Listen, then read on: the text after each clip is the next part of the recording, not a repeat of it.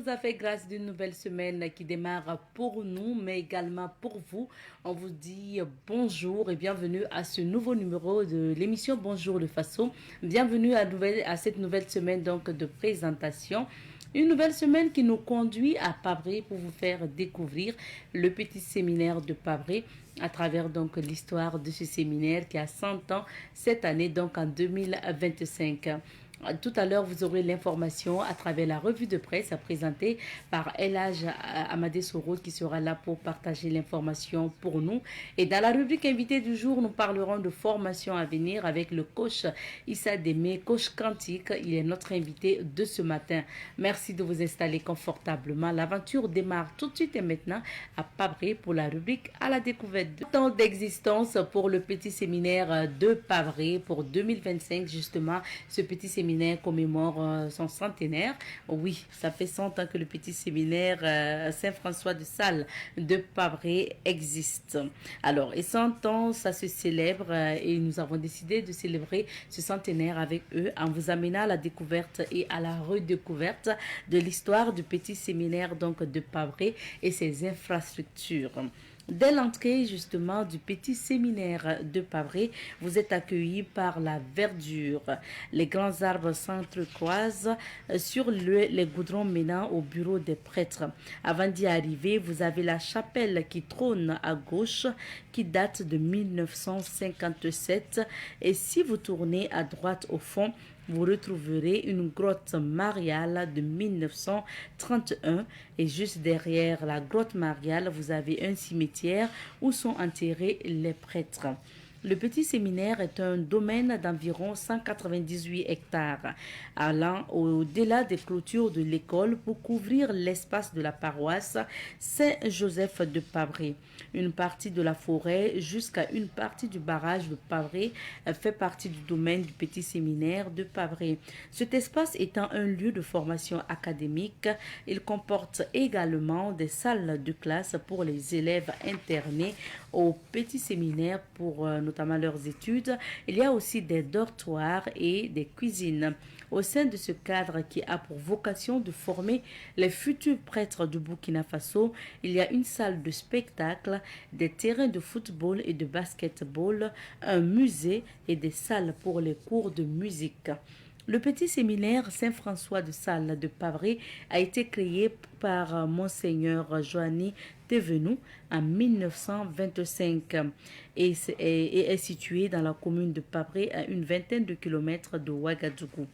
Il est le premier établissement secondaire du Burkina Faso. C'est un internat qui forme aujourd'hui des prêtres comme des laïcs. Certaines grandes autorités d'ailleurs du Burkina Faso comme Maurice Nyamego, Jean-Baptiste Ouedraogo, Joseph Kizerbo, Laurent Bado et pour ne citer que ceux-là ont fréquenté d'ailleurs le petit séminaire de Pabré. Le petit séminaire propose des salles de classe de la 6e jusqu'en terminale A et D et suit d'ailleurs le programme officiel enseigné au Burkina Faso. Toutefois, il y a des matières spécifiques au niveau du petit séminaire de Pabré comme la religion et l'africanité, la musique également, le latin et le dessin sont entre autres des cours enseignés, y compris les cours de politesse. Ce centre de formation où l'ordre et la discipline est une obligation offre toujours de bons résultats scolaires. Donc, comme pratiquement chaque année, le 100% est assuré par les séminaristes qui étaient aussi en examen pour cette année aussi 2024-2025. Pour le centenaire du petit séminaire de Pabré, des activités sont prévues tout au long de l'année 2025. D'ailleurs, il faut rappeler que le lancement de la célébration du centenaire a eu lieu en janvier dernier et se poursuivra jusqu'en décembre prochain. Pour l'occasion, l'administration de cet espace souhaite raconter son histoire, rappeler l'histoire des anciennes infrastructures également qu'on retrouve au petit séminaire de Pabré et surtout rénover et réhabiliter certains endroits vieux de 50 à 100 ans. Les jours à venir, vous entendrez d'ailleurs le supérieur du petit séminaire Saint-François de Sales de Pabré. Il s'agit de Abbé Mathieu Kouala. Donc, vous entendrez également des professeurs, mais également des séminaristes que nous avons rencontrés pour vous Ça sera à partir de demain pour les témoignages. C'est l'occasion pour nous de dire merci encore aux autorités du petit séminaire de Pavré pour l'accueil, pour la disponibilité, pour les informations. Et merci également à Ahmed Joël Compaoré qui a ramené ces images et ces témoignages que nous vous proposerons à partir de demain. Merci finalement à vous pour votre attention concernant la découverte du petit séminaire de Pavré. Pour la suite, nous allons marquer une petite pause. Ça sera l'occasion d'installer Elhaj Amadé Soro qui sera là pour partager l'actualité pour nous.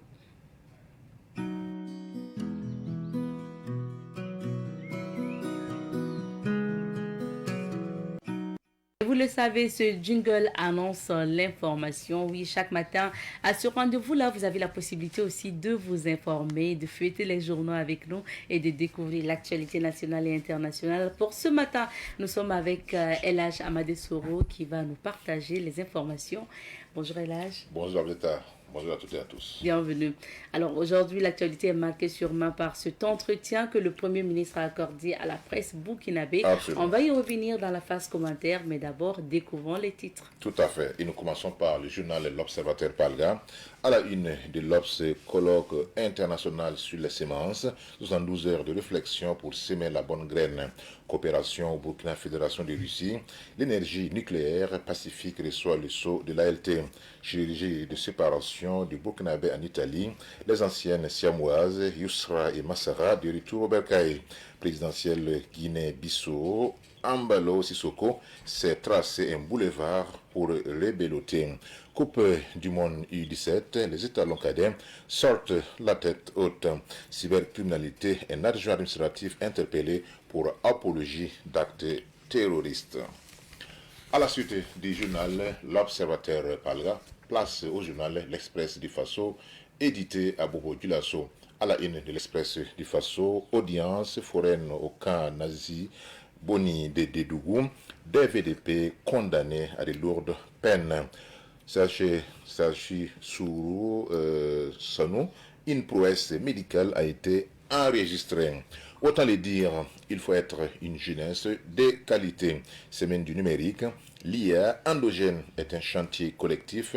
Docteur Salimata Traoré dit Fonred, région du Guirico, le plan régional de développement évalué à près de 40 milliards de francs CFA. Simple détail, c'est encore, je crois, la puissance de la culture, de l'écriture et du livre.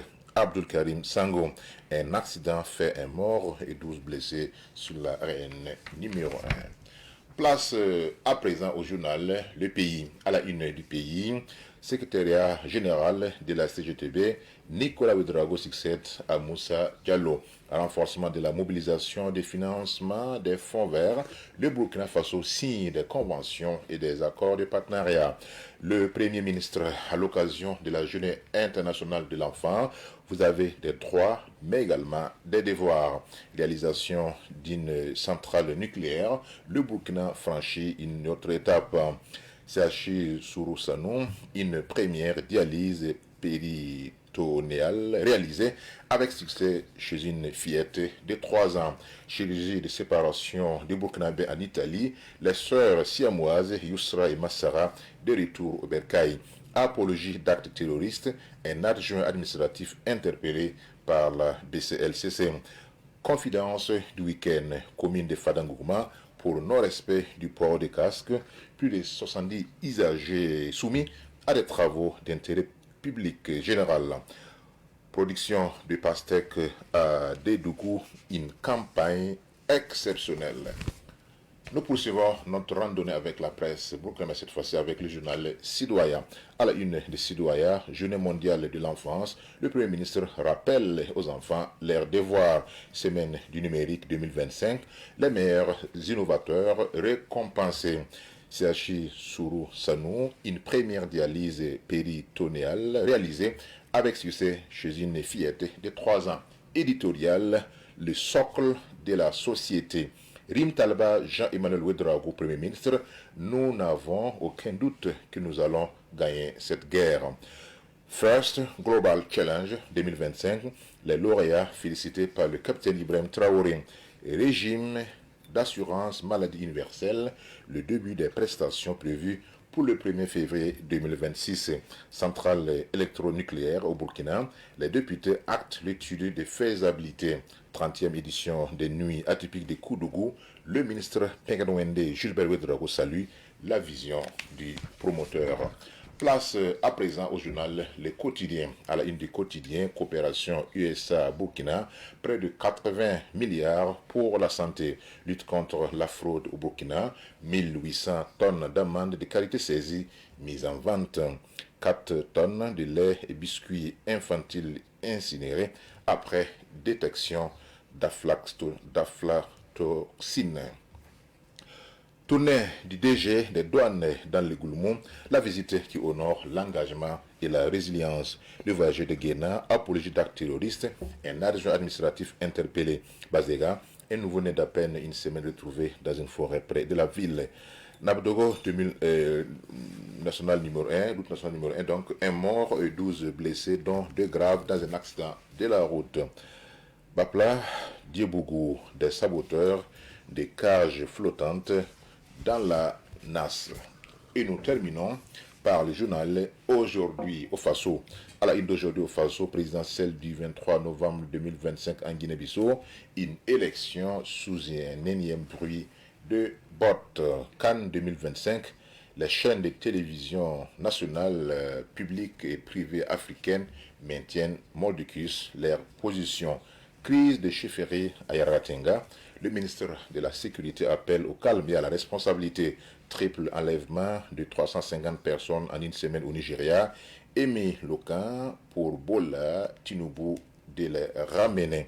ALT, adoption de l'accord de coopération Russie-Burkina sur le nucléaire. Conseil des ministres litige foncier Manéilou.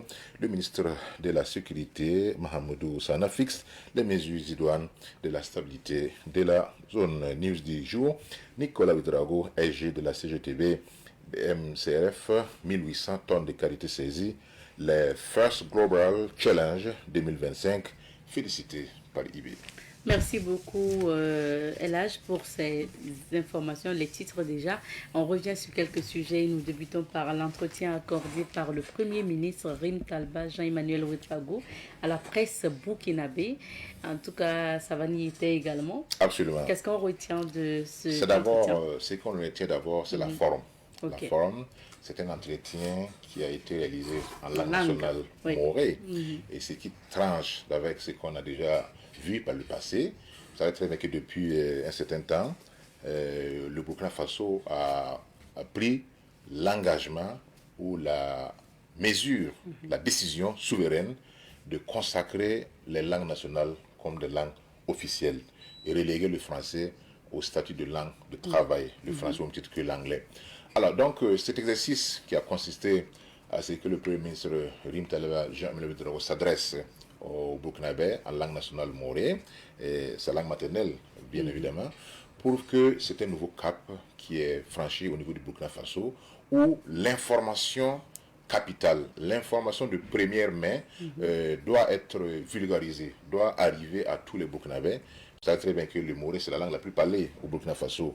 Peut-être s'il était d'une autre langue maternelle, peut-être il allait s'adresser aussi dans cette langue maternelle, puisqu'il y a eu des commentaires sur certaines pages en disant que pourquoi il a choisi le moré. Mais c'est sa langue maternelle.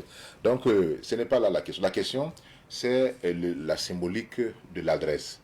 C'est également une occasion pour le Premier ministre de repasser en vue l'ensemble des actions qui ont été menées. Et le fil rouge de cet entretien-là, c'est la résilience du peuple burkinabé.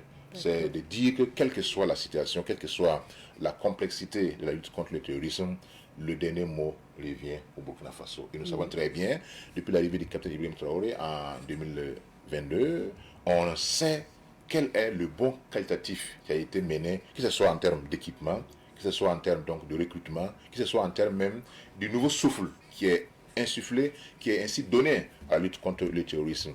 Parce que, vous savez, une guerre, elle est d'abord psychologique. Si on arrive à enlever tout courage, à vous enlever tout courage, à vous enlever toute détermination, à vous faire finalement gagner par la résiliation, par le découragement, ça veut dire que l'autre étape là, c'est votre défaite. Alors que ici, depuis l'arrivée donc, du capitaine Ibrahim Traoré et la nouvelle dynamique qui est impulsée dans la lutte contre le terrorisme, on sent une montée en puissance des forces combattantes. Pas seulement les militaires. On voit que actuellement on a constaté que dans dans tous les regroupements, dans toutes les forces paramilitaires, militaires et les VDP, on sent que actuellement l'objectif premier, c'est de reconquérir le territoire. Et comme il a dit, aucun centimètre ne sera cédé à l'ennemi.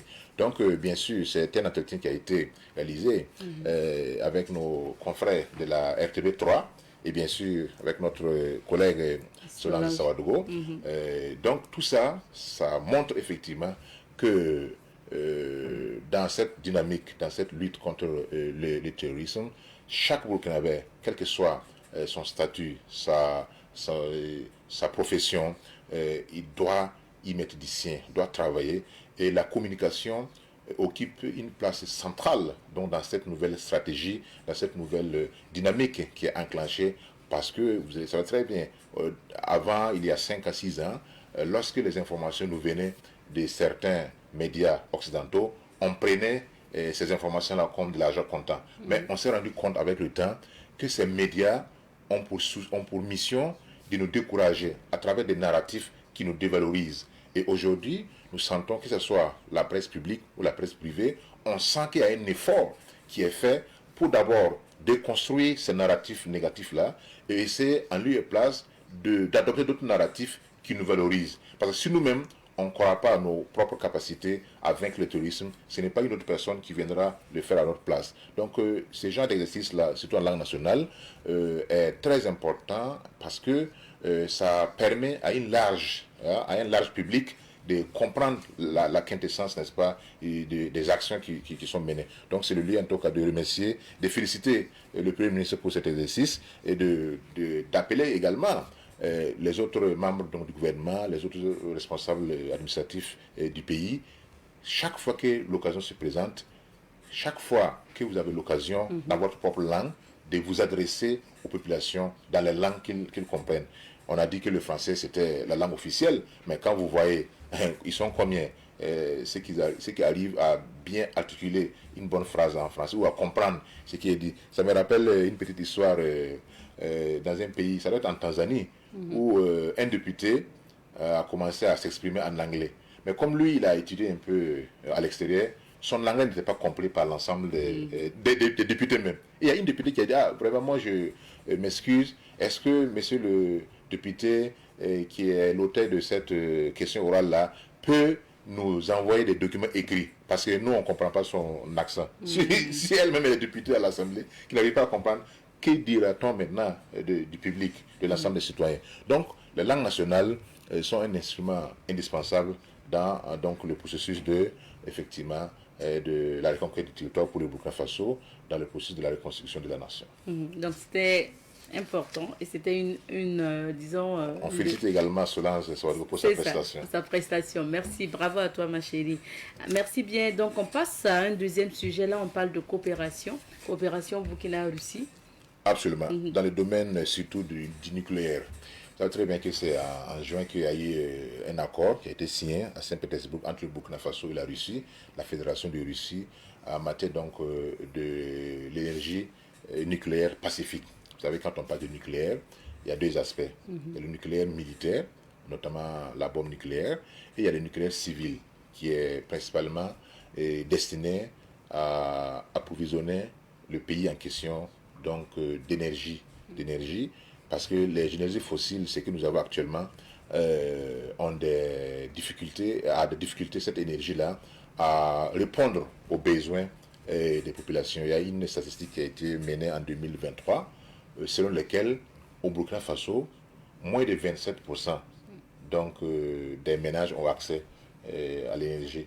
Or, nous savons très bien que pour qu'un pays puisse se développer, il faut que les facteurs, ce qu'on appelle les coûts de production de l'énergie, soient accessibles, que ce soit pour les ménages, mais aussi pour les entreprises. Et nous savons qu'avec ce que nous avons, donc l'énergie fossile, avec les hydrocarbures, et ça pose problème. Donc toutes les nations qui se sont développées alors, ont pu le faire grâce à l'énergie nucléaire et pacifique. Ce n'est pas pour rien que dans le monde, il y a une course vraiment effrénée vers cette énergie nucléaire-là.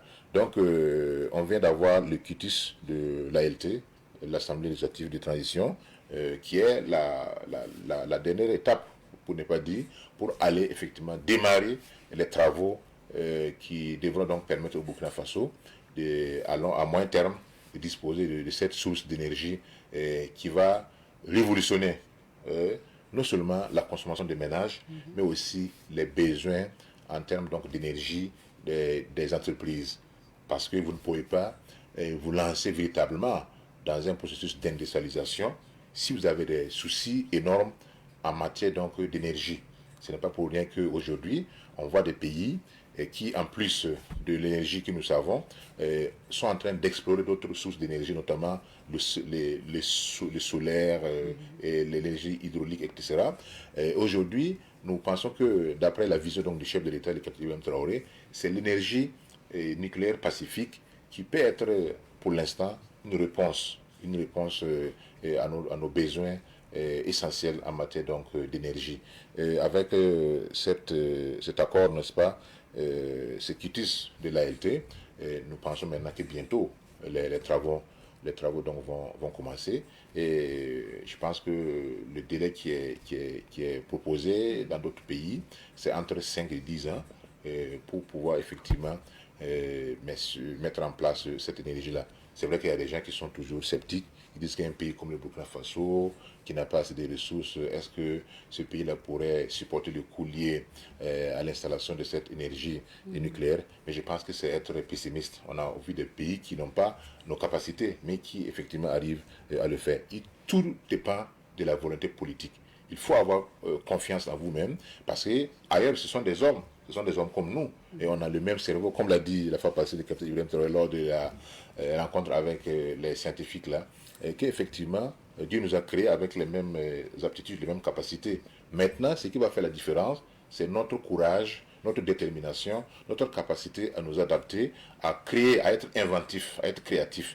Donc je pense qu'avec une telle initiative, nous pourrons effectivement booster notre économie et de faire en sorte que l'électricité ne soit plus un luxe, mais vraiment un besoin vital pour nos ménages, pour nos économies et pour nos développements. Merci beaucoup, Elage, pour ces analyses. Merci. Restez avec nous, c'est ensemble qu'on va tourner dans quelques villes d'affaires pour découvrir les couleurs du temps. C'est l'heure de la météo. Nous recevons ce matin coach Issa Démé. Il est coach en développement personnel, option quantique. Ensemble, on parle de cette conférence à venir. Ça sera dans un instant. Bonjour à vous, coach. Oui, bonjour. Bienvenue sur notre plateau. Merci à vous pour l'invitation. Alors, merci à vous d'être là. Coach, on parlera du quantique, on parlera aussi de cette conférence qui va donner les clés donc vibratoires de la richesse, mais on va aborder aussi quelques thématiques pour permettre aux téléspectateurs aussi de découvrir encore plus votre vision, votre champ. Donc, parce que quand on parle de développement personnel actuellement, il y a tellement de coachs, il y a tellement aussi donc de méthodes et tout. Alors, coach, vous visez quoi avec ce type de coaching pour les téléspectateurs? Ok, déjà, c'est vrai qu'il y a des coachs, mais dans les coachs, là encore, il y a des coachs. C'est ça, c'est ça. Voilà, donc dans tout travail, il faut travailler au fait à pouvoir être au sommet, voilà, et non être au fait à la traîne. Dans tout travail aussi, il faut se poser la question, est-ce que je suis venu par opportunisme ou je suis venu par appel? Okay. Le coaching est on peut le dire, des gens qui viennent dans le coaching par opportunisme parce qu'ils trouvent que le fait tout le temps d'être habillé en veste, cravate, d'être sur les plateaux de télé, bon, lui aussi rêve de faire ça. Et la meilleure façon de parvenir, c'est d'être coach. Alors que derrière toute cette visibilité, il y a un travail derrière. Est-ce que vous voyez? Il y a un travail derrière. Comme le disait Jack Enfield, que si vous aviez su comment j'ai fait pour développer tout mon art, vous perdrez toute admiration. Voilà, donc, et quand on est appelé, ça doit répondre au fait à notre aspiration. Vous voyez, selon votre mission de vie, je viens de publier un nouveau livre sur la question des missions de vie. Selon votre mission de vie, vous pouvez être appelé à être coach. Mais vous pouvez, la mission de vie peut vous exiger ce que vous soyez coach en éducation financière, par exemple, que vous soyez coach en leadership, que vous soyez coach spirituel, que vous soyez coach matrimonial et que vous soyez coach. Vous, si vous n'avez pas pris le soin de comprendre votre mission de vie et de savoir dans quel domaine de coaching vous pouvez vous lancer, vous allez être un coach, mais un faux coach. Est-ce que vous voyez un peu? Et dans le domaine aujourd'hui, c'est pourquoi on nous met dans tous les sacs. Voilà, parce que les coachs, comme vous l'avez dit, nous-mêmes on est conscient de ça. Ça veut dire que c'est un nom, c'est quelque chose qui est à la mode aujourd'hui. Et tout le monde qui s'élève aujourd'hui, il a fait facilement. Voilà, il a fait les concours, ça n'a pas marché, il a lu 3-4 livres de développement personnel. Bon, il va à une conférence, il voit que le gars, tout ce qu'il est en train de dire, lui-même il a déjà vu ça dans un livre. Il se dit, bon, moi aussi je peux être comme lui. Alors que derrière cela, il y a tout un travail. Ça ne se limite pas à ça. Non, ça ne se limite pas à ça. Et moi, je dis, pour moi, le coaching a été un appel pour répondre à ma mission de vie. Et c'est pourquoi je suis rentré dans le coaching, mais je me suis orienté vers le domaine, non seulement le domaine quantique, et le quantique qui est la frontière entre la métaphysique, la spiritualité, le traditionnalisme, la numérologie, la biologie fondamentale, l'épigénétique et tout ce qui s'ensuit. Donc pourquoi ce choix-là? Parce que tout simplement, quand on analyse, nous avons tous des aspirations. Notre âme a une aspiration. Et la vie que nous sommes venus pour faire sur cette terre-là aussi répond à une aspiration. Et quand on fait la somme de tout cela, alors on peut trouver maintenant notre voie. Et cette voie-là, si vous la prenez, personne ne peut vous empêcher de pouvoir atteindre le sommet. Et là maintenant, vous ne travaillez pas parce qu'il y a une opportunité. Vous ne travaillez pas parce que c'est beau. Mais vous travaillez parce que vous servez à quelque chose. Et aujourd'hui, tous les jours, même hier, nous avons formé jusqu'à 20 heures. Il n'y a pas ce jour-là où on ne change pas la vie de quelqu'un. Il n'y a pas ce jour-là qu'on se lève du matin au soir sans changer la vie de quelqu'un. Hier, à 23 heures, j'étais en train de... J'ai animé des lives sur la numérologie jusqu'à 0h30 hier. Tout simplement parce qu'il y avait des gens qui avaient des problématiques. Et il fallait prendre leur date de naissance, faire des calculs et les aider. Et quand on a fini, il y a un qui a fait un témoignage terrible. Parce que tout simplement, il a fait des études en environnement. Mais à un certain moment, il a abandonné l'environnement et il arrive dans un autre domaine. Et quand on a fait le diagnostic, on s'est retrouvé que l'environnement répondait à ces aspects. Je ne le connais ni, je ne le connais même pas. Et il a fait le témoignage pour dire, effectivement, il a une master dans l'environnement. Il allait faire ça comme ça. À un certain moment, il a abandonné. Il dit non, là, c'était un appel. Et si tu arrives à rester dans l'environnement, tu vas prospérer. Ah oui, donc il ne s'agit pas même que de faire d'abord même le choix de devenir coach, ensuite de faire les études qu'il faut, parce que ce sont des formations, et puis après de lire pour compléter, mais surtout aussi c'est de pouvoir prendre quelqu'un. Oui, et puis pouvoir l'accompagner et puis changer sa vie. Et ça, c'est là où la plupart des gens échouent. Vous allez réunir peut-être 100, 200 coachs, mais ceux qui ont un véritable résultat en termes de transformation, il n'y en a pas. Parce qu'il ne suffit pas de passer le message mais c'est surtout prendre la personne et puis l'amener de l'autre côté. Beaucoup sont restés dans la formation et dans les conférences, alors que ce n'est qu'un petit pan du coaching. Là où on nous attend, c'est quand la personne a un problème. Vous prenez la personne, vous faites le diagnostic et vous arrivez alors à apporter des solutions à ce problème-là. Maintenant, si on te dit, sur 5 ans, par exemple, on va te demander combien de personnes tu as pu transformer. C'est là maintenant qu'on va mesurer ta capacité d'être coach ou pas. Dans 5 ans, on prend dans 5 ans, combien de personnes vous avez pu transformer, combien de vies vous avez pu changer. Il ne s'agit pas d'animer des conférences et de donner de l'information, mais c'est de prendre une personne, de faire un diagnostic, de pouvoir trouver où se situe le problème et de résoudre. Moi, j'ai résolu des problèmes existentiels. Il y a des gens qui sont allés faire des formations en Europe. Ils sont allés même sur des formations liées ils sont allés rentrer dans des cercles. Ils ont bousillé leur cerveau avec les trucs de Dieu et tout ce qui est censé. La personne ne savait pas où il était. C'est-à-dire que la personne avait un problème existentiel. Il faut prendre la personne et il faut le réparer pour qu'il revienne sur terre. Et ça, c'est un travail de coach. Est-ce que vous voyez, des gens qui n'avaient pas de boulot, il faut les prendre, les accompagner pour qu'ils puissent avoir du boulot. Des gens qui n'avaient pas de financement, qui veulent du financement, il faut les prendre, les accompagner pour qu'ils puissent avoir du financement. Ça, c'est pas donné à tout le monde. Et tant que vous n'aviez pas, les spirituels diront, dans certains, on va dire l'onction. Tant que vous n'avez pas ces dons-là, ça sera compliqué au fait de pouvoir y arriver. Et c'est là maintenant qu'on fera la part entre les couches. Voilà, parce que quand ceux qui nous voient sur le terrain, quand ils nous voient, eux, ils nous mélangent. Mais entre nous, on se connaît. Entre nous, là, quand nous, on se voit, voilà, on se connaît. Qui est qui. On sait qui est qui. Parce qu'il y a des gens même devant nous, ils ne peuvent pas dire qu'ils sont coachs. Donc, nous, on se connaît. D'accord. Alors, coach, on va revenir sur... on va aborder 2 thématiques, notamment, avant de parler de la conférence. Il s'agit donc du processus de la création ou des processus de la création. De quoi s'agit-il et de quel processus vous nous parlez, coach? Oui, il faudra dire que la création répond à une méthode scientifique. La création répond à une méthode scientifique. Et si vous suivez ce processus-là, cette méthode-là, vous pouvez tout manifester et tout avoir dans votre vie. Donc, vous avez posé la question, quelle est ma contribution? Ma contribution aujourd'hui dans le domaine du coaching, c'est d'amener au fait les gens à comprendre que derrière ce monde dont nous vivons, le monde d'apparence-là, il y a tout un mystère derrière. Et comment percer ce mystère-là et pouvoir utiliser ce mystère. Donc, c'est la raison pour laquelle je peux dire que chaque être humain est un canal par lequel l'univers passe pour s'exprimer si vous arrivez à trouver votre mission de vie. Il faudra trouver votre mission de vie, savoir ce pourquoi vous êtes appelé. Une fois que vous arrivez à trouver cela, alors l'univers va passer par vous pour vous adresser à vos semblables. Donc aujourd'hui, moi j'arrive au fait à aller chercher des connaissances cachées. J'arrive à les appliquer. Une fois que j'ai des résultats, que ça marche, alors j'essaie de mettre ça à la disposition de mes semblables. Et dans mes recherches, dans mes trouvailles, j'ai trouvé que la création, tout ce qu'un être humain cherche, répond à un processus à 7 étapes. D'abord, il faut le désir. Et nous, dans le quantique, on dit ayez une intention claire de votre désir. Il sait les détails de comment, à l'imprévisibilité du champ quantique. Le désir. Le désir. Vous ne pouvez rien réaliser sans avoir un désir. Est-ce que vous voyez? Et le désir est le point de départ de toute création. Et dans tous les cercles spirituels, on va vous dire d'abord que cela. Il faut d'abord désirer. Une fois que vous désirez, deuxième étape, c'est l'intention. L'intention, on appelle ça la boussole de la création. L'intention vient orienter ce que vous voulez. Je désire aujourd'hui me déplacer très vite. Mais je désire me déplacer très vite là. Il y a combien de moyens qui peuvent me permettre de me déplacer très vite? Donc il faudra que je choisisse.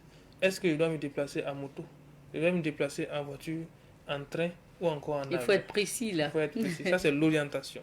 Après l'orientation maintenant, il faut maintenant arriver à l'attention. L'attention c'est ce qu'on appelle la focalisation. Je désire par exemple me déplacer avec une voiture. Mais il y a des milliers de voitures. Quel type de voiture je veux? Et si vous arrivez à réussir le côté de l'attention et que vous arrivez à faire le choix de la voiture, le premier signe qui vous dit que l'univers a accepté votre prière, vos vœux et vos souhaits, c'est que vous allez voir que cette voiture que vous ne connaissez, que vous rencontrez rarement dans la circulation, vous allez voir que sur 10 voitures qui passent, il y a au moins 3-4 qui sera cette voiture. Ah oui. Quand vous voyez la voiture, à chaque fois que vous tournez l'œil par inattention, vous tournez sur, vous voyez la voiture qui apparaît, alors l'univers a accepté. Votre prière est en train de... Ça dit que... Ça, ce sont des signes. Ça, ce sont des signes. On appelle ça la théorie des signes. Et Neville Goddard l'a dit avec une citation merveilleuse. Il dit que toute chose vers laquelle vous orientez profondément votre attention, même si la chose n'existe pas, vous la créez. Ah oui. Donc la focalisation, c'est-à-dire je focalise mon attention vers la chose. Maintenant, une fois que la chose commence à apparaître, le signe me donne, donc je passe maintenant à la 4e étape qui est l'imagination. L'imagination, c'est quoi? Ça dit quoi?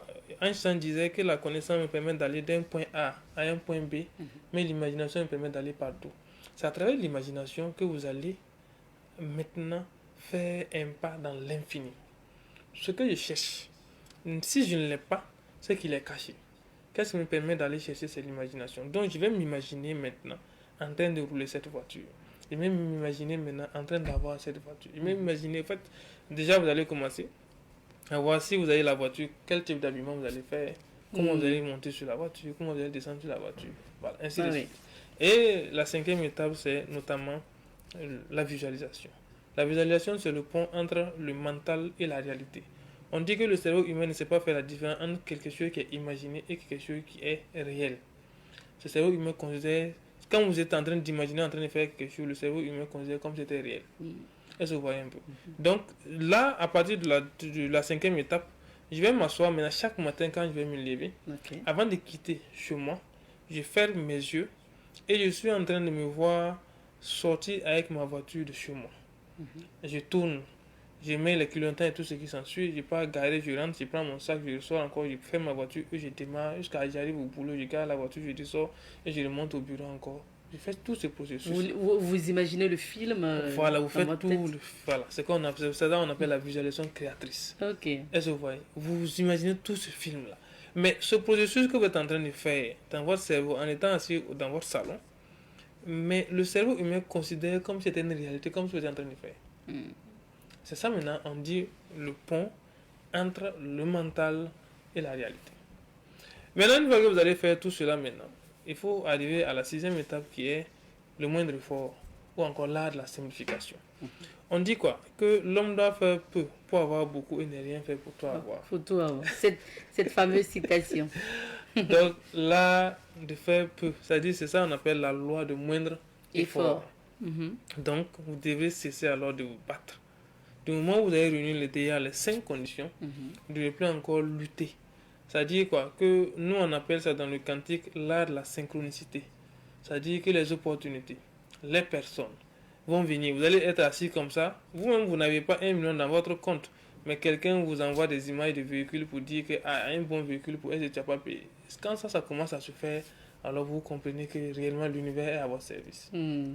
Les gens vont commencer à vous marcher à quelque part, quelqu'un va vous dire, ah mais maintenant là, toi, tu dois payer une voiture, hein, parce que ou cette voiture-là te va bien.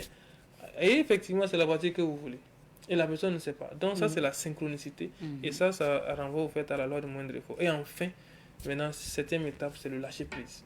Le lâcher prise. Oui. Ça, c'est quoi? C'est l'abandon, le détachement.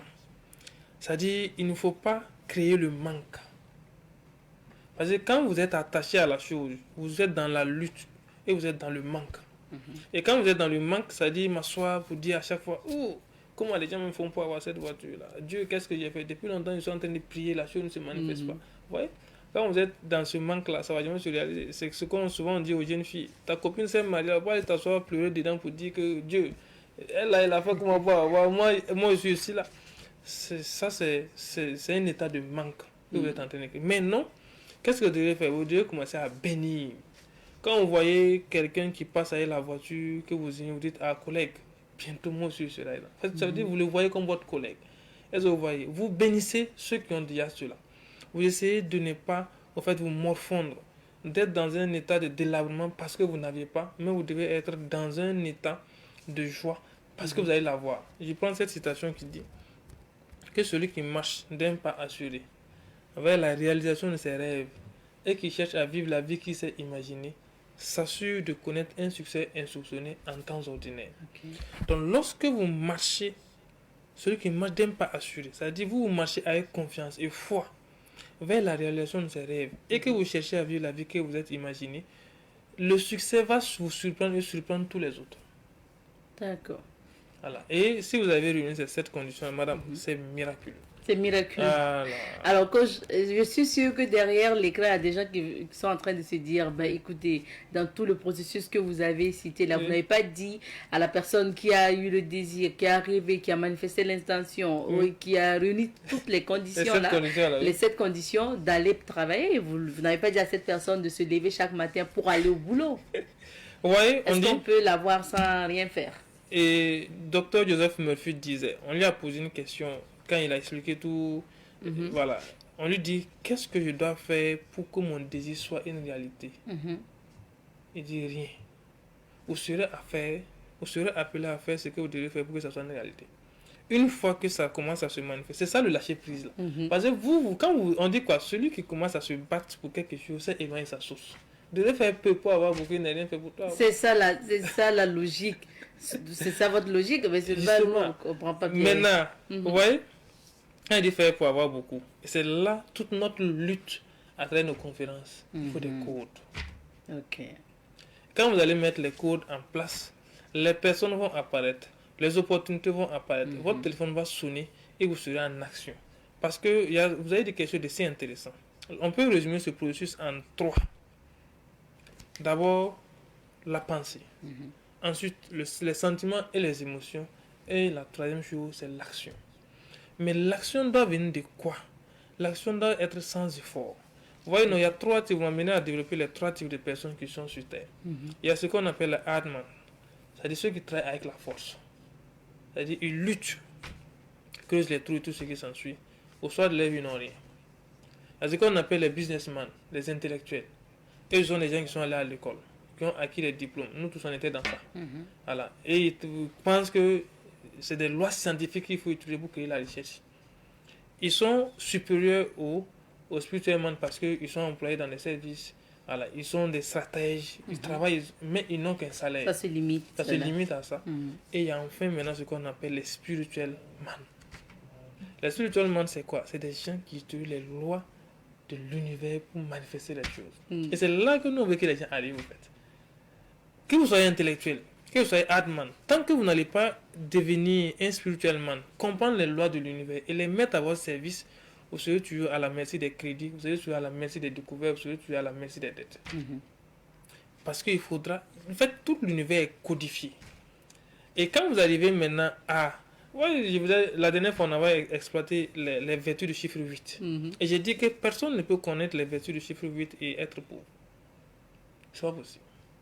Si vous avez connu, que vous avez exploité dans votre commerce, vous avez exploité dans votre vie professionnelle, vous allez connaître la prospérité et la prospérité.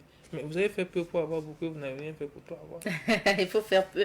Moi, je me rappelle, quand vous parlez justement des efforts, ça m'échappe, mais une fois vous avez dit dans un de vos livres qu'il faut jamais, je ne sais plus c'est quel livre, qu'il ne faut jamais prendre un crédit pour acheter une voiture, par exemple. Et vous avez démontré dans, je ne sais plus quel livre, oui, c'est connecté à l'Africain. Oui, c'est connecté à l'Africain, la richesse. C'est voilà. Dans ce livre-là. Comment on fait pour, notamment, on a le projet d'acheter un livre, on se donne un temps donné, comment on fait pour pouvoir, je dis un livre, comment on fait pour pouvoir s'acheter la voiture sans prendre de crédit. Et vous allez voir que les choses vont se manifester. Ce jour-là, j'ai mis au défi. Oui. J'ai dit, je mets au défi quiconque, même si la personne veut. On l'entraîne au processus. Avant de l'entraîner au processus, il va voir ceux qui sont en mesure, les voyants, qui sont en mesure de prédire. On va lui dire qu'il n'y a pas de voiture. S'il vient, on l'entraîne. Et s'il répare, on va lui dire qu'il va acheter une voiture. Oui. Il va l'acheter. C'est ça. Donc, en fait, c'est pas... Les gens trouvent que c'est abstrait. Mais ceux qui ont le courage de venir apprendre, d'essayer. Et d'essayer. Quand, en fait, le problème, la seule chose qui est difficile dans tout ce qu'on enseigne, c'est le premier pas. Une fois que vous arrivez à réaliser le premier pas, c'est fini. Vous voyez, je vous donne un exemple concret. À la conférence de J, où je suis venu présenter ça ici, un jeune qui est venu, qui n'avait pas assez d'argent, mais qui a pris tout, il m'a dit, c'est toutes mes économies que j'ai pris. Il a payé la conférence, il a payé le dernier ticket. Ça faisait 75 000. Quand il est venu à la conférence, quand on a fini la conférence, il est venu me voir. Il m'a dit, coach, actuellement, je n'ai pas de moto, j'ai une vieille moto. Je veux une moto. Et là, il a donné la moto. Il dit, il n'y a pas de souci. Il dit, prends le livre là sur de la richesse. Les codes pour pouvoir appliquer, à payer la moto, je l'ai mis à l'intérieur. Ouais. Va appliquer les codes et tu me reviendras. Quand je suis allé au Mali pour les conférences, un matin, je me lève, c'est le message de monsieur. Quand il était à la boutique pour aller acheter la moto, il dit, lui, il ne peut pas acheter la moto sans me faire signe. Et il a fait quoi? Il a pris la photo de la moto et il m'a envoyé pour dire que coach, j'ai appliqué les cours, ça a marché. Voici, je suis à la boutique d'achat. Et quand tu voulais acheter, il s'est rappelé d'une chose que j'ai dit à la conférence. On ne choisit pas les couleurs au hasard. Et il a choisi la couleur de la prospérité de la moto.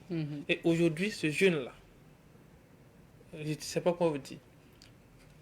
On fera sa dédicace, la dédicace de son livre tout de suite, le mercredi. Ah oui. Donc ça veut dire quoi? Que c'est purement, c'est pratique, c'est scientifique. Et quiconque suit le même chemin aboutira au même résultat. Au même résultat. Alors, deuxième thématique qu'on va aborder, c'est la concordance des énergies. Alors, coach, c'est quoi ça? Et ça s'applique où? Est-ce en famille, au travail, ou quand on parle de concordance des énergies? En famille, oui. En famille, mais c'est vraiment au départ. Ok. Au départ, pendant le mariage. Mais une fois que vous avez raté cela, vous pouvez vous adapter. On ne marie pas tout le monde. On ne se marie pas à tout le monde. Ça, c'est important. Et les vieux dans l'ancien temps le savent. Oui. Est-ce que vous voyez? Voilà, vous allez venir avec quelqu'un, un homme qui est très beau, qui est très riche, on va te dire, c'est pas ton nom.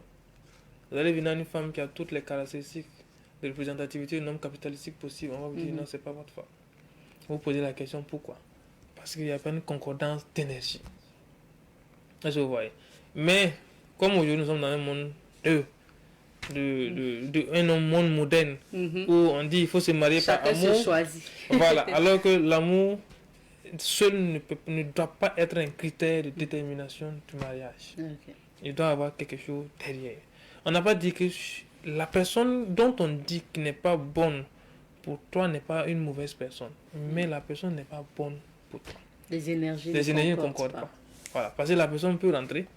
Pas que la personne est mauvaise, mais quand dès là que la personne rentre, toi-même ta carrière va chuter, tout ce qui est passé, tout simplement. La personne, toi tu es en train de lutter pour monter en énergie, la personne aspire ton énergie. Donc ça c'est déjà dans la question, dans le couple. Maintenant, en tant qu'employé, on n'emploie pas tout le monde dans une entreprise. Non, parce que avant d'employer quelqu'un, il faut voir est-ce que l'énergie de la personne concorde avec la vision dont je veux.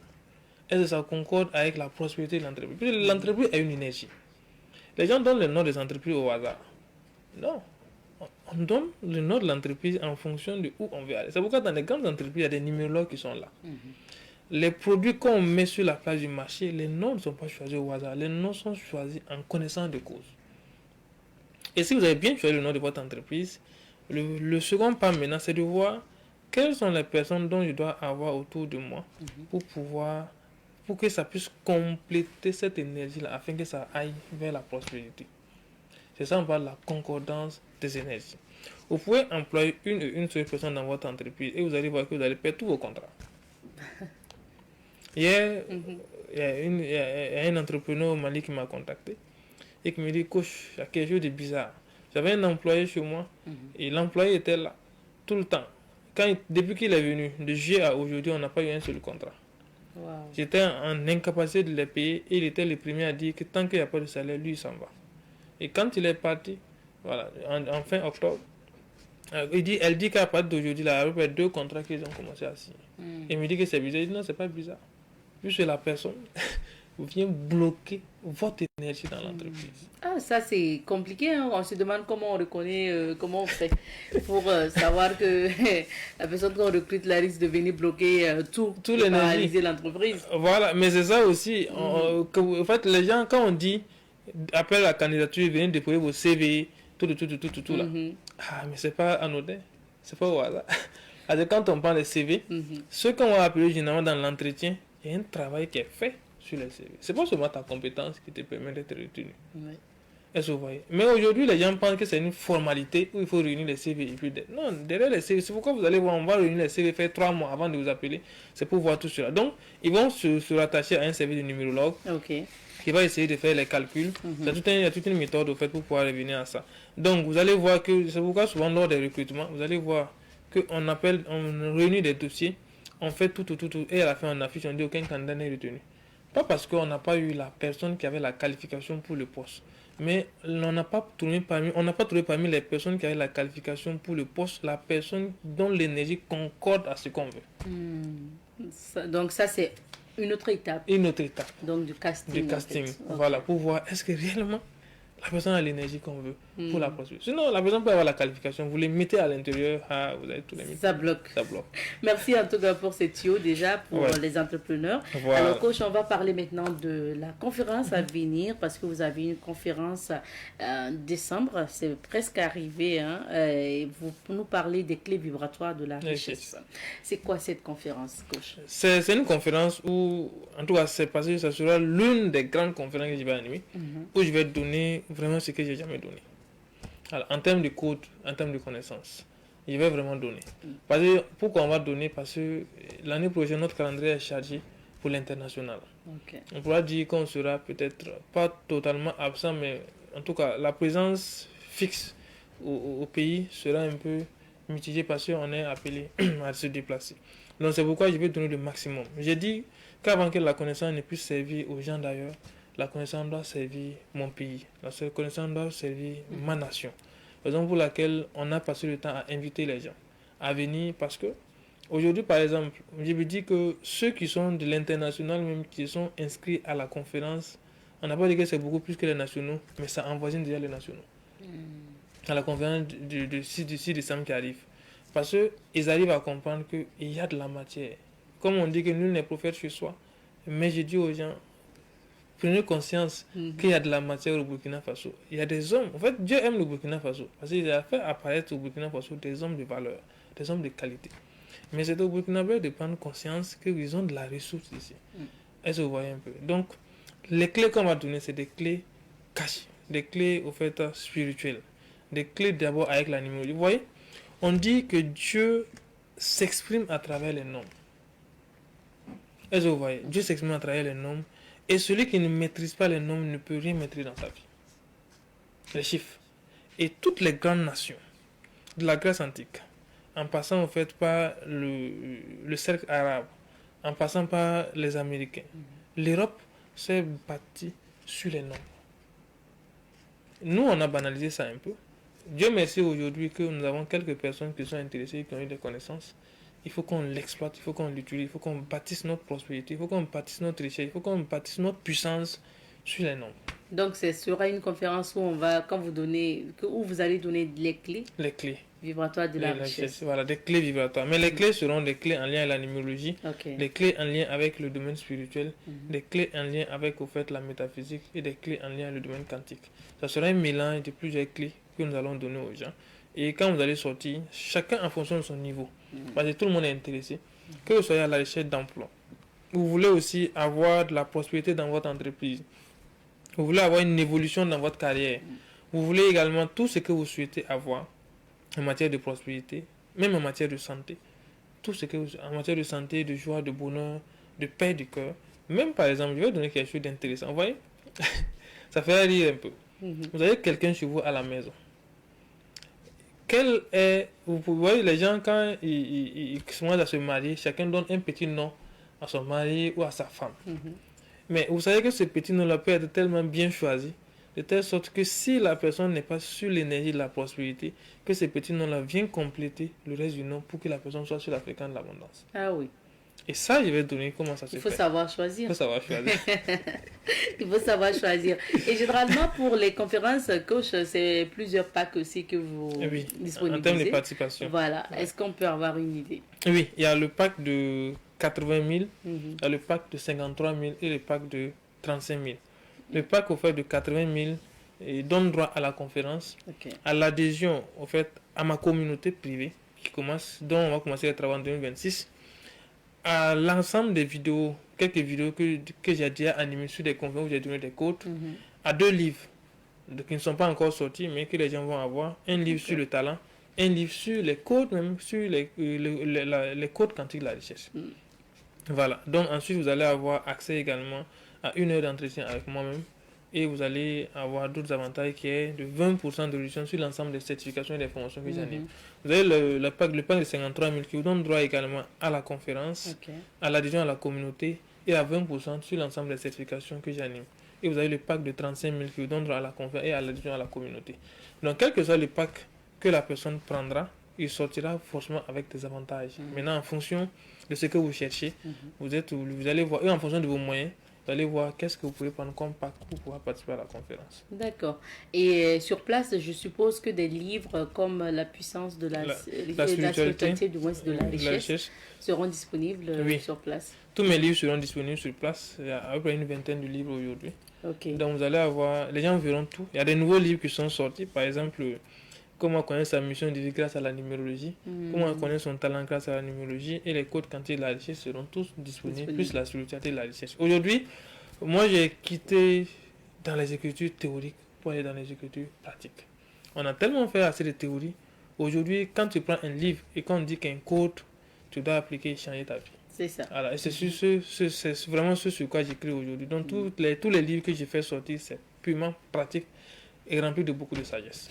Et donc, coach, vous allez nous rappeler, ça aura lieu quand et puis dans quel lieu à Ouagadougou? Ok, la conférence aura lieu le 6 décembre 2025 à partir de 14h à Azalai Hotel. Voilà, donc prenez votre ticket, 14h, soyez sur place. Soyez là à 13h pour pouvoir bien vous asseoir. À 14h, on démarre et vous avez 4 heures d'animation. Voilà, 4 heures de partage, 4 heures de cours à distribuer. Et quand vous sortez, allez appliquer et venez témoigner de ce que vous êtes devenu dans votre vie. On va rappeler un contact pour ceux qui veulent se faire livrer les tickets. Effectivement. Donc, tous ceux qui veulent les tickets, si vous voulez les contacter, voilà, on a déjà une équipe sur place qui va se charger au fait de vous apporter. Donc, c'est le 00226 54 96 09 92. Alors, il faudra rappeler que la conférence peut se suivre en ligne. Okay. Si vous êtes à l'international ou que vous êtes à quelque part au Burkina Faso et que vous n'arrivez pas à vous déplacer, prenez votre ticket. Si vous prenez votre ticket, alors le jour de la conférence, on met un lien à votre disposition. Vous pouvez participer à la conférence et vous poser les questions comme vous voulez. Donc, tout est mis en tout cas à la disposition pour que tout le monde puisse participer à cette conférence. D'accord. Merci beaucoup, coach, d'être passé. Et en tout cas, merci d'avoir partagé aussi les 7 conditions pour qu'on puisse obtenir ce que nos cœurs désirent. Et donc, on va pouvoir appliquer ce processus de la création. Ouais, c'est vous le bonheur de vos téléspectateurs. Merci, c'est un cadeau. C'est un cadeau. C'est vraiment gentil. Merci d'être passé. Et puis, on vous souhaite une belle conférence. On aura d'autres occasions, coach. Merci. Je rappelle que coach Issa Demé est coach option quantique. Et justement, on parlait de la conférence à venir pour le 6 décembre prochain. On s'arrête ici pour l'entretien de ce matin. Marquons une petite pause et on revient. Bon, ce matin, M. Hassan Kindo, il est membre du comité scientifique de la RECAM, entendez par là la rencontre des cadres musulmans organisée par le CERFI. Bonjour à vous, M. Kindo. Bonjour. Bienvenue sur ce plateau. Merci pour l'invitation. Merci d'être là. Alors, c'est bien quand même qu'on puisse rappeler votre prénom. Vous, c'est Monsieur Hassan Kindo, donc le frère jumeau de Monsieur Fousseni Kindo, parce que c'est sûr que quand les téléspectateurs vont voir votre visage, vont faire allusion forcément à notre confrère journaliste qui est aujourd'hui maintenant au Conseil supérieur de la communication, je crois. Et donc, c'est bien qu'on rappelle que, voilà, ce n'est pas la même personne exactement, c'est son frère jumeau. C'est exact. J'ai l'habitude de dire que c'est un enfant de notre cours. De votre quoi? De notre cours. Yakam Zakabiga. Zakabiga, vous le connaissez. Moi, je suis inspecteur de l'enseignement secondaire. Ok, super. Donc, vous voyez, non, c'est 2 personnes évoluant dans 2 univers différents. Mais c'est partager le savoir, partager l'information. C'est votre point commun. Merci beaucoup. Moi également, j'ai des jumelles, donc c'est intéressant de recevoir comme ça. Donc, je suis en face de ma maman. C'est ça. Alors, nous sommes également avec M. Oumar Nikema, qui est le secrétaire adjoint à l'insertion professionnelle et à la promotion des compétences du Bureau exécutif national du CERFI. Bonjour, M. Nikema. Bonjour, madame. Bienvenue sur notre plateau. Merci. Merci d'être là. Avec vous, nous parlons donc de cette activité du CERFI. Il s'agit donc de la rencontre des cadres musulmans. Monsieur Nikema, comment une telle activité est née? Alors, merci de nous donner la parole pour, n'est-ce pas, parler de la RECAM, la rencontre des cadres musulmans. Le CERFI, comme on le sait, est une association qui œuvre dans le cadre, n'est-ce pas, dans l'espace burkinabé, particulièrement, mais en général dans l'espace islamique, et qui travaille dans le sens de pouvoir, n'est-ce pas, offrir des cadres où on peut apporter notre contribution au développement socio-économique de notre pays. Et c'est dans cette optique-là que le CERFI a réfléchi et mis en place un espace qui permet à un groupe particulier de Burkinabés musulmans de pouvoir, n'est-ce pas, apporter leur pierre à l'édification de la nation. Il s'agit particulièrement d'un ensemble de cadres. Okay. Bon, on ne va pas se permettre de définir la notion de cadre ici, mais juste pour dire que c'est des regroupements de personnes qui sont dans des secteurs d'activité assez particuliers, notamment les journalistes, les économistes, les juristes, les enseignants, les travailleurs sociaux et ainsi de suite. Donc plusieurs secteurs d'activité qui sont regroupés en des cellules et qui, n'est-ce pas, ont besoin de pouvoir apporter leur expertise n'est-ce pas, à la réflexion nationale sur des questions particulières. Particulièrement cette année, le CERFI a décidé de recentrer la réflexion sur l'apport de cette ressource humaine qui aident dans les secteurs privés et publics de notre pays là à comment apporter leur expertise à la communauté musulmane, à la communauté burkinabé de façon générale. Donc c'est un cadre, un espace de réflexion qui a été mis en place par le CERFI pour permettre à ces personnes qui sont dans l'administration publique, dans l'administration privée, qui sont aussi dans d'autres secteurs d'activité, les affaires et autres, pour leur permettre de s'exprimer, n'est-ce pas, d'apporter leur expertise aux questions nationales qui se posent à nous. Donc la rencontre des cadres musulmans, c'est plusieurs profils, bien sûr, qui se retrouvent. Voilà. Donc c'est plusieurs profils qui se retrouvent pour apporter, n'est-ce pas, quelque chose à la réflexion nationale et pour permettre, n'est-ce pas, à ces personnes-là de participer de façon qualitative à la réflexion sur des sujets, notamment sur plusieurs aspects, social, économique, et j'en passe, pour permettre à ces personnes de s'exprimer. Donc ce n'est pas un profil particulier, c'est plusieurs profils qui se retrouvent pour discuter et réfléchir sur des questions assez pointues. Alors, M. Kindo, vous êtes membre du comité scientifique de la RICAM, donc la rencontre des cadres musulmans. Qu'est-ce qui est prévu comme programme pour cette année?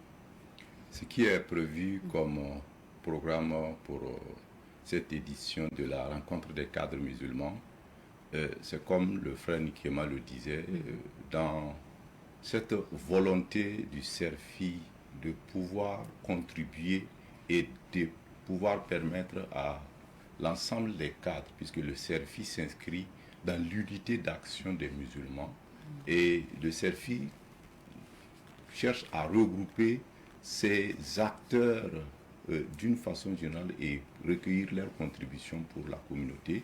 Donc nous avions choisi de traiter de la thématique centrale, c'est le cadre musulman au cœur des défis sociétaux et communautaires.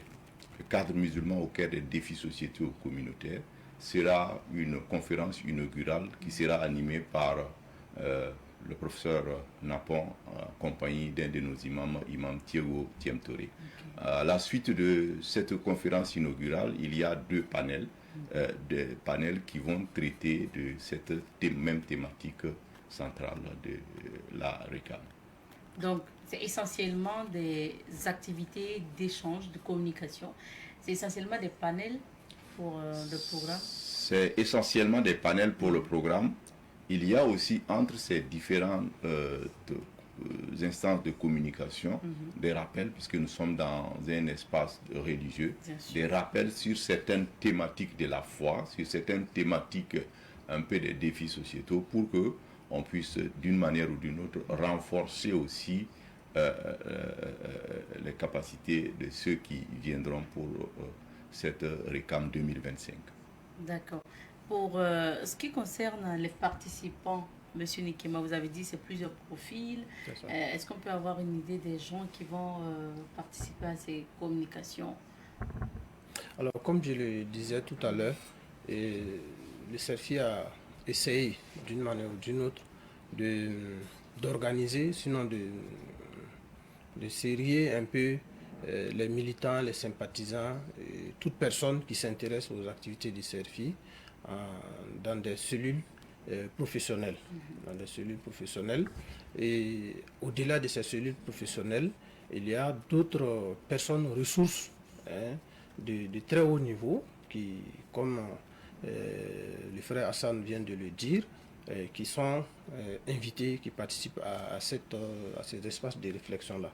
C'est notamment des universitaires, il y a aussi des hommes d'affaires, il y a aussi des personnes qui sont dans le domaine de la recherche, de l'éducation et tout.